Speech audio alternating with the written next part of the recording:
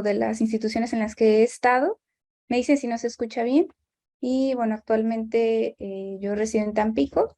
Soy adscrito en el Hospital General Regional número 6 de Tampico y también estoy por medio privado. Vamos a empezar con un poco de epidemiología sobre la enfermedad vascular cerebral. Según las guías del AJA, el más frecuente es el isquémico más que el hemorrágico en un 87%, y el hemorrágico únicamente en el 32% a nivel global. Es importante destacar que es más común en hombres que en mujeres y que es una epidemia, como ustedes dicen, es una pandemia más bien, pues que sí, que sigue incrementándose, sobre todo en países como México. Ahorita vamos a ver un poquito más. En estas dos gráficas podemos ver la de la derecha, en la cual abarca en el año 2009 cómo estaba México en relación a las tendencias de mortalidad y la carga de enfermedad cerebrovascular. Podemos ver que México tenía 141.3 por 100,000 habitantes, mientras que en el 2019 podemos ver cómo México está en 150.1, es decir, ha ido incrementando esta pandemia y bueno, es parte de todo un espectro de obesidad, hipertensión, diabetes, que finalmente termina en la enfermedad vascular cerebral e incluso en demencia.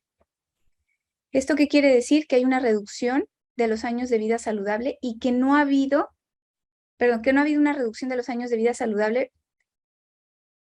perdidos por discapacidad desde el 2009, es decir, al contrario, hemos incrementado la cantidad de fallecimientos y defunciones por este tipo de patologías. Hay que tener en cuenta que después de completar una rehabilitación estándar, aproximadamente el 50-60% de estos pacientes todavía experimenta algún grado de deterioro motor, ¿sí? Entonces, desgraciadamente se tiende a pensar que nada más se les da un programa rehabilitatorio durante 6 meses, 2 años, y el paciente ya no requiere ninguna reintervención. Esta imagen es muy socorrida porque tenemos cómo es el proceso en el cual hay una oclusión repentina de un vaso intracraneal, que es la forma más frecuente de presentación. Hay disminución del flujo sanguíneo cerebral y hay muerte del tejido en un periodo de 4 a 10 minutos. Y esto es importante, ¿por qué? Porque hay un tejido cercano al infarto que se llama zona de penumbra isquémica, el cual esta zona de penumbra isquémica es la que potencialmente es recuperable y es la que nos lleva a todo este proceso de rehabilitación, ¿sí? Entonces, bueno, saltar esto. Hay muchos factores de riesgo que ya conocemos, tanto los modificables como los no modificables. ¿Y por qué yo los volvería a poner? Fíjense, en la parte de mero arriba está la hipertensión, la hipercolesterolemia, y la diabetes. La hipertensión es la causa número 1 de demencia actualmente y es parte de todo un espectro. Claro, la edad, los factores vasculares, la reducción del flujo sanguíneo y la reducción en la transmisión colinérgica para llevarte a un estado fisiopatológico como es la demencia. Pero en sí es toda una pandemia, así como lo del COVID. A los 30 años, la gente sufre de algunas enfermedades como obesidad, inactividad física, inadecuado estilo de vida. A los 40 años tenemos todas estas pacientes con hipertensión, diabetes y síndrome metabólico, y a los 50 o 60 años con enfermedad vascular cerebral, y se sigue a los 70 años, continúan con demencia y con una pobre calidad de vida. Entonces, realmente es muy importante hacer prevención primaria, no solo secundaria, y enfatizar la importancia del estilo de vida desde tempranas edades.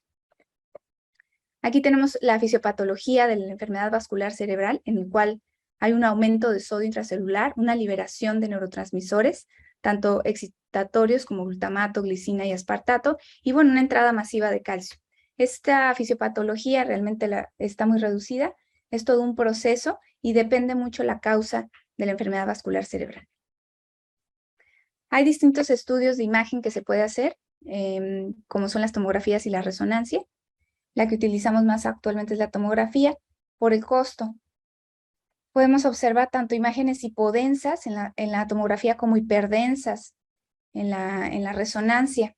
Y todo esto se los pongo más que nada para que vean dónde se encuentran la mayoría de las lesiones. Miren, ¿dónde están ubicadas? Están ubicadas, si se fijan aquí, en una área donde está todo lo relacionado con la vía piramidal. Entonces, la discapacidad motora en particular del miembro superior suele ser frecuentemente afectada y de difícil recuperación. Y está en estrecha relación, perdón, está en estrecha relación con la gran representación que tiene en la corteza cerebral y en la vía piramidal. Si se fijan, igual acá, ¿sale? Entonces tenemos que hay distintos patrones sinérgicos en las extremidades. Un patrón flexor y un patrón extensor en extremidades inferiores, bueno, cotidianamente. Sin embargo, hay distintos patrones que vamos a observar en estos pacientes, ¿sí? Y podemos, este es el más frecuente. Sin embargo, podemos observar todos estos. Este de aquí, yo creo que es de los más complicados de tratar, ¿sí? Entonces, todos estos patrones que se conocen como paresia espástica nos pueden dar resultados de distintos movimientos y distintas anomalías en el paciente. Hay distintas alteraciones motoras y no motoras que son también muy importantes de mencionar, como son las afasias, las disfagias, las alteraciones motoras del habla, las negligencias, los síndromes dolorosos que vamos a tratar a continuación, como son el dolor central y el hombro doloroso, y algunas otras como son las disfunciones urinarias, las cognitivas, que son muy importantes y frecuentes, la fatiga, la espasticidad, disfunción sexual y algunas otras como las alteraciones del sueño. Entonces, en la rehabilitación hay que tener en cuenta que es muy importante la rehabilitación desde el primer momento. Entre los 66 y 33 días después de iniciar los primeros movimientos intencionales, se va a desarrollar lo que es un patrón sinérgico flexor, seguido de un patrón sinérgico extensor, que era lo que comentábamos. La mayoría de la recuperación se cree que es dentro de los primeros 3 a 6 meses, que es la etapa dorada. Sin embargo, hay un proceso de neuroplasticidad que nos permite una rehabilitación, inclusive después de 4 o 6 años. Hay pacientes que han caminado después de 4 o 5 años del proceso y y estamos hablando de procesos de neuroplasticidad que se llevaron de forma patológica debido a un mal apego a la rehabilitación.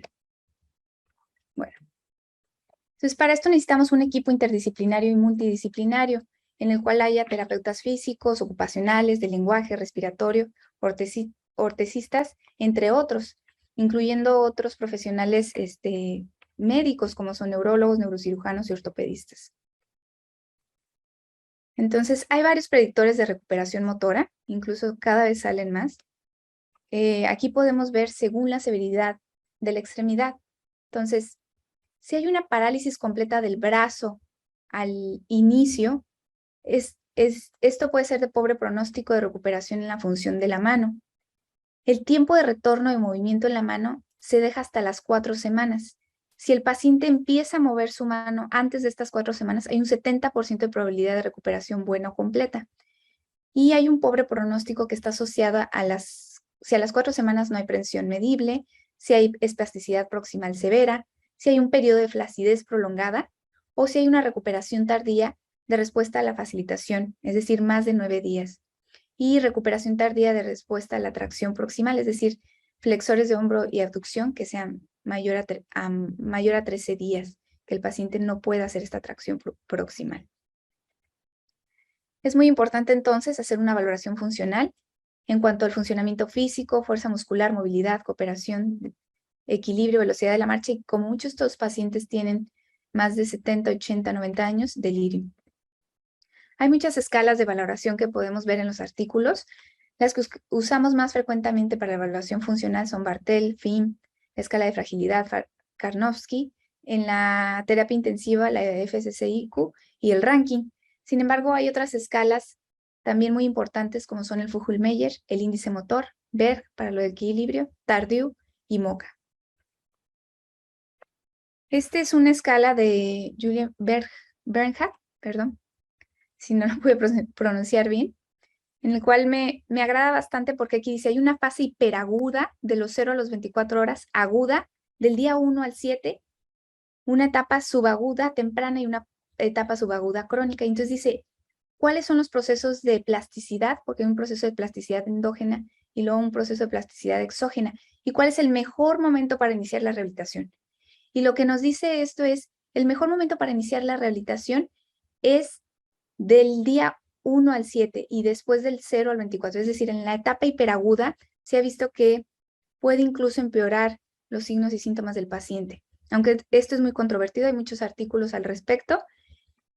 Y esto lo que nos quiere decir es que el tiempo en el que debemos de iniciar la rehabilitación es en el día, después pasadas las 24 horas del evento. Sin embargo, como sabemos, en los hospitales de alta concentración y en los lugares a donde llegan estos pacientes, si es que llegan, muchas veces no se le habla al servicio de rehabilitación hasta después de bastante tiempo, ¿no?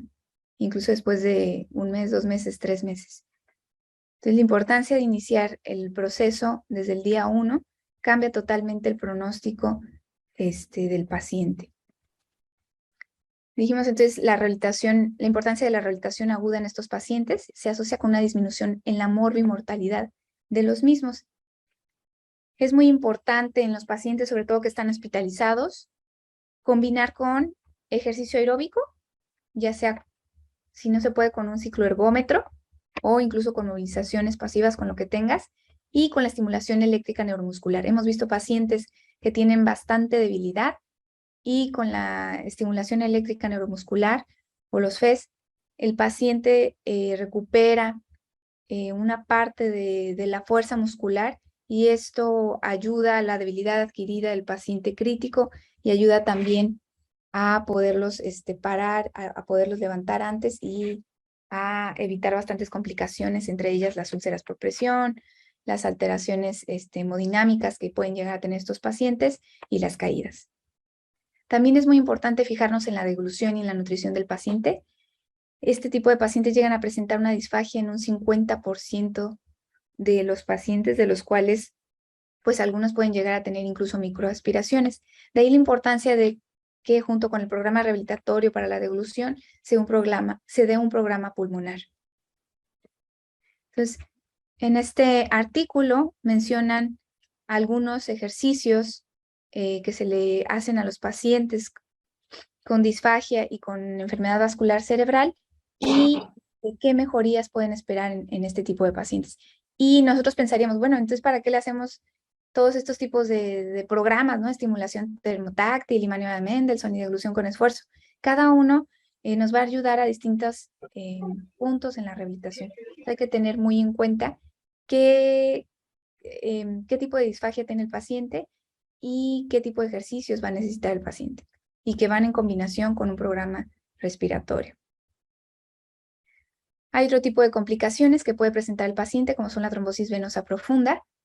Es muy importante por ello la movilización precoz, los vendajes de compresión y la heparina de bajo peso molecular, ¿sí? Que es la primera causa de muerte entre la segunda y la cuarta semana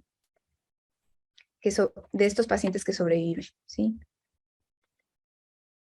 En cuanto a la espasticidad y las contracturas, es muy importante iniciar la movilización de las articulaciones en todo su rango de movimiento, los estiramientos, e incluso poner algunas órtesis que nos mantengan posicionado de forma adecuada al paciente. Entonces, hay también varios tratamientos para la espasticidad, según la escala de Brunston. Entre ellos están los orales, como son la tizanidina y el baclofeno, y algunos otros, como son la toxina botulínica, e inclusive, está la punción seca, que se usa también en espasticidad, nada más que la duración es mucho menos. Se han estado haciendo estudios también con las ondas de choque, y esto que es la transferencia nerviosa cognitiva, en la cual una rama nerviosa se pasa a la rama que está espástica y esto hace que el paciente recupere la movilidad y disminuya la espasticidad. Aquí en México aún no se ha tratado, pero sí en algunos otros países se ha iniciado a hacer este tipo de transferencias. En cuanto al hombro doloroso, Es muy frecuente también en estos pacientes porque presentan un tipo de subluxación. En este artículo del 2022 de Park y Kim, que son unos coreanos, nos presentan un tipo de, bueno, de cabestrillo o de órtesis que va a ayudar al paciente para disminuir este tipo de dolor. Aquí lo interesante es que es una órtesis dinámica que, si se fijan, estos velcros de aquí se pueden ir subiendo y bajando y estabiliza más la articulación del hombro. Hay varias órtesis que se pueden utilizar, como son el homoneurexa y algunos otros, pero me llama la atención que incluso en otros países siguen haciendo y elaborando algunos otros tipos de órtesis que también son bastante funcionales. Hay algunas otras deficiencias que pueden alterarnos, incluso el programa rehabilitatorio. Si el paciente tiene sobre todo alteraciones auditivas, visuales o déficit cognitivos, es muy importante que vayan de la mano con algún especialista relacionado a esto. Sobre todo pacientes que ven doble o inclusive pacientes que tienen pérdida del equilibrio o que tienen problemas de coordinación, vértigo, etc. Hay distintos tipos de rehabilitación, y distintos programas según el tipo de paciente. La rehabilitación orientada a tareas es muy importante y hago énfasis orientada a tareas porque muchas veces se le pone a veces programas al paciente, que no tienen un objetivo como tal. A esto me refiero a un objetivo en la calidad de vida o en su vida diaria. Entonces, tú estás repitiendo una acción sin que el paciente realmente vaya a tener algún proceso de neuroplasticidad. Entonces, es importante el aprendizaje de actividades motores hacia funciones o tareas que tengan un significado práctico en la vida real y requiere de un entrenamiento repetitivo y progresivo en su dificultad. Ahorita lo vamos a ver más a fondo. Esto va muy aplicado a las tecnologías aplicadas a rehabilitación, como son algunas terapias asistidas con robots.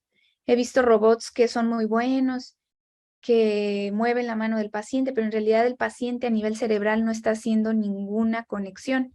Entonces la mano se sigue moviendo, pero realmente no hay nada más. Entonces tiene que ser con alguna rehabilitación orientada a tareas, ¿sí? Que sea de forma segura y que sea intensivo y orientado hacia este tipo de pacientes, perdón, y que tengan pues la capacidad de hacerlo, ¿no? Un paciente que tiene algún deterioro cognitivo muy fuerte o que no puede ver o que ve doble, pues va a ser difícil que tenga estas asistencias. Lo mismo pasa con la marcha. Bueno, tenemos lo que es el Locomat y tenemos también esta caminadora con soporte que puede ser de apoyo para algunos pacientes, pero no para todos, ¿sí? Es muy importante saber qué tipo de pacientes son los que vamos a meter en este tipo de aparatos y que se podrían llegar a ver beneficiados. En varios artículos comenta que no solo ayuda a la marcha en sí, sino también ayuda al balance del paciente y que es muy importante incluso para la cognición, ya que la marcha está asociada a los procesos cognitivos, ¿sí? Y ayudan incluso en algunas tareas ejecutivas. También es importante los auxiliares dinámicos y de la marcha, como son los bastones, las muletas canadienses, andaderas y algunos dispositivos que nos van a ayudar de manera dinámica o de forma pasiva, como son las órtesis, y como esta órtesis que es un como especie de guante que nos ayuda de forma dinámica a poder extender y doblar y flexionar las falanges. Bueno, entonces todo esto nos lleva a que la neuroplasticidad sí es muy importante en estos pacientes. ¿Y qué es la neuroplasticidad? Es la capacidad que tiene el tejido neural de reorganizarse, asimilar y modificar los mecanismos tanto biológicos, bioquímicos y fisiológicos, ¿sí? Implicados en la comunicación intercelular. Es decir, es todo un proceso no solo fisiológico ni biológico, sino también a nivel bioquímico, ¿sí? Entonces, para esto es muy importante que el proceso de plasticidad se lleve a cabo y tiene 10 principios importantes, que de hecho acá los vamos a ver, que son úsalo o piérdelo, úsalo o mejóralo, que la especificidad en el entrenamiento importa, la repetición importa, la intensidad importa y la motivación del paciente también es muy importante, así como la edad. Entonces, todo este proceso de neuroplasticidad se ve afectado por todo este tipo de cosas, entre ellas, como ya comentamos, la edad, la motivación, la intensidad y la repetición con la que la haga el paciente. Por eso la importancia de que el paciente lo haga de forma frecuente, es decir, de forma diaria, inclusive de por vida.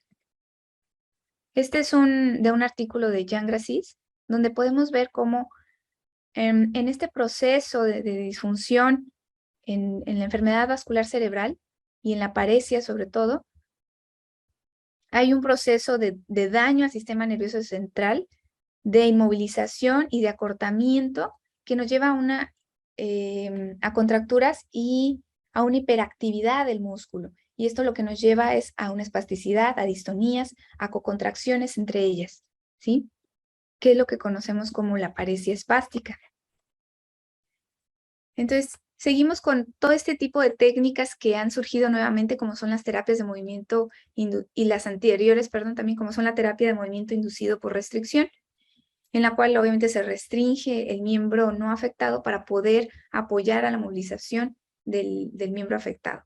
Se debe hacer, como ya dijimos, una práctica intensiva, ¿sí? Inclusive de 3 a 6 horas diarias por 2 a 6 semanas y estimular la práctica repetitiva. A veces es difícil por el dolor del paciente, por todo el proceso en el que cae el paciente de inmovilidad total, en el cual muchos de ellos se deprimen, incluso cursan con ansiedad y depresión, y mucho menos pueden hacer la movilidad de cualquier extremidad, ¿no? La técnica de Gracis, que también es otro programa, el programa de autorrehabilitación en casa, en el cual son muy importantes los estiramientos y las movilizaciones repetitivas en estos pacientes. Otro tipo de programas como es el GRASP, en el cual es muy importante la progresión, la repetición, la intensidad, y ellos se basan mucho en los programas actuales para lo del COVID, que son fuerza, agilidad y balance. Y muy importante el empoderamiento del paciente. Sí, de hecho, este programa lo pueden encontrar en internet y pueden ver que con cosas muy básicas, como son pequeñas pesas, plastilina y algunas otras cosas, puedes ayudar bastante al paciente. Este programa se basa básicamente en estiramientos, fortalecimientos, coordinación y habilidades motrices, ¿sí? Es muy importante también las intervenciones en equilibrio, ¿sí? Porque estos pacientes pues tienen mayor riesgo de caídas y es muy importante también en el proceso de neuroplasticidad. La realidad virtual, como ya comentamos, también es muy importante. Sin embargo, y a pesar de que han salido distintos programas, es importante comentar que debe de ser orientado a tareas. También la estimulación magnética transcraneal es algo que puede ser constante, es una estimulación difusa, que no es cara, es portable y va de la mano con los otros tratamientos. ¿Por qué ha funcionado esta terapia? Porque no solo ayuda en los procesos motores, sino también en los procesos de depresión y ansiedad. Y esto, la depresión y ansiedad, nos detienen bastante en el proceso rehabilitatorio de estos pacientes. Imagínense por un segundo estar en un cuarto oscuro y no poderse, pero no solo estar en un cuarto oscuro, sino no poderse mover, no poder hablar y no poder comunicar lo que te está pasando al exterior y aparte sentir bastante dolor. Okay. La rehabilitación en la fase crónica también es importante, ¿sí? Hay que tener planes y objetivos realistas que se adapten de forma domiciliaria y que haya una participación de la sociedad, es decir, de los familiares. Es muy importante la educación, estas guías también las pueden encontrar aquí, de la vida tras un ataque cerebral. Estas son de la Heart Association y son bastante importantes ya que con el COVID, como comentaba, se dejó de lado esta enfermedad, entonces los pacientes ya no acudían y morían en casa por la enfermedad vascular cerebral y si llegaban ya bastante deteriorados. Entonces empezaron a salir este tipo de guías, este tipo de dietas que podía seguir incluso desde casa, ¿sí? Que esta es una dieta mediterránea adaptada a Latinoamérica. Aquí tú pones tu edad, género, todo, y te va dando una dieta para poder evitar pues este tipo de situaciones. Y algunos programas, como es el de Neurorehabilitation Online, que de hecho también lo pueden encontrar en internet. Y este programa juntaba a un grupo de entre 15 y 30 pacientes, fue como inició, en este caso de enfermedad vascular cerebral, y se le daba el programa al paciente desde casa, ya que por la pandemia pues no había posibilidades de acudir al área de rehabilitación. Sin embargo, se sigue utilizando y es bastante bueno para incentivar al paciente. Este es un artículo también de Julian Benhart de optimización de los servicios de salud y rehabilitación posterior a un EBC. Me gusta bastante ya que, bueno, comenta los 3 niveles de atención, pero dice, tú ya en el nivel 1, en el que el paciente va llegando al área de choque, tú ya debería de haber un grupo de comunicación en el cual ya están en comunión el neurólogo, el médico de primer contacto y el rehabilitador para ir desde ese punto poder ingerir en el paciente, ir viendo la valoración del paciente y iniciar la rehabilitación pues lo antes posible. Es muy importante la educación en estos pacientes, insisto, muy, muy importante. Esto es un libro que se llama Más allá de curar, de relatos de sobrevivientes a un evento vascular cerebral, en el cual manejan temas como la pena, la dependencia, el miedo a no despertar, la relación de equipos de salud y distintos proyectos. Y es muy importante ya que muchas veces los pacientes pueden salir bien de un programa de rehabilitación y esto depende de si están con un estado emocional adecuado o no. También la rehabilitación laboral. Al final del proceso rehabilitatorio, algunos pacientes pueden regresar al trabajo o readaptar a algún otro programa.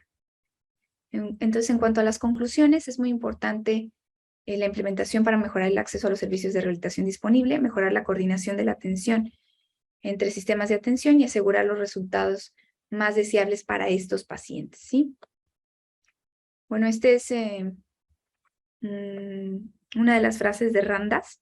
Ramdas es un gurú que ya grande un gurú muy conocido en la India, ya grande le da un EBC, un evento vascular cerebral, y bueno, de esta experiencia tan desesperante y de codependencia, porque dependes totalmente de otras personas, puedes